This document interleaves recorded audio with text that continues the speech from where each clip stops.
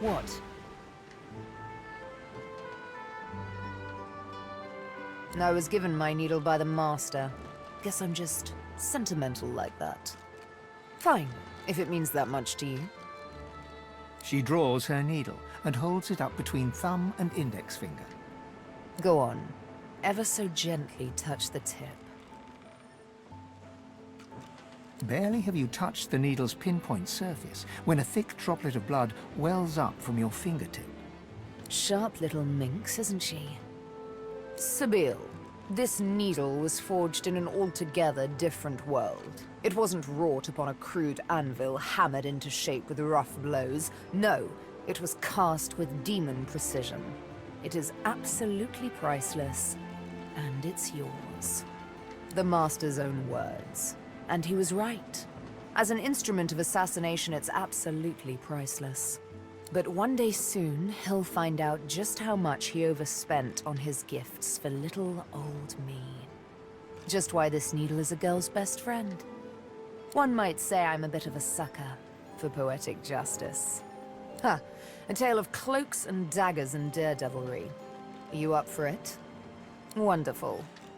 She bows with thespian flair. Imagine a black room. It's been your room for years. You know it by touch more than sight, for it's always dark. And when I say always dark, I mean always dark. You're either in the room or in the box, for it's in the box that you travel.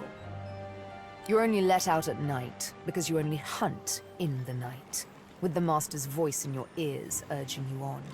And after it's done, you lie down in the box once more, with wet hands and mad red thoughts. Sometimes it's best to let sleeping questions lie. The thing is, the box didn't break me, though I confess it taught me to hate. One night, I killed a scholar. With my needle through his fragile old skull, he fell headfirst upon his writing desk, blood mingling with spilt ink. It's when I saw the ink that timid thoughts of rebellion first bloomed.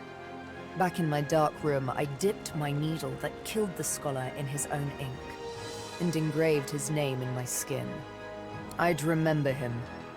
I'd honor him with vengeance. His name was the first, but many more followed. Of course. She bares her left arm and shows you the name. You softly run your finger across it. Mindarin. He was Turashar, a keeper of stories. I'm sure he was loved by many. People like him, the beloved dead, they kept me going. Then, one day, it happened. A gush of wind, a sliver of light. Light! I hardly knew it for what it was. A simple oversight that comes with habit. A door, left slightly ajar. That was all I needed to feel a rush of blood, a thirst for liberation like never before. I tore at the shackles that kept me chained to the floor, iron thick as a smith's wrists. Of course they wouldn't budge, they never did before. But now that I saw the light, something welled up inside me, a raw and undeniable burst of power. The shackles broke, and next thing I knew, I was free. I stood alone outside the ruins of a fortress, snow-capped peaks all around me. But the sun, oh, the sun. I had risen as if from the grave, and she kissed me back to life.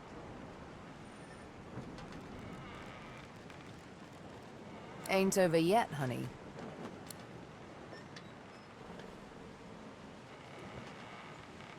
Didn't you hear, Melody? We're off to find the Meister. And the Master. As such, my first priority remains to find Roost. He is the pawn that will eventually topple the king.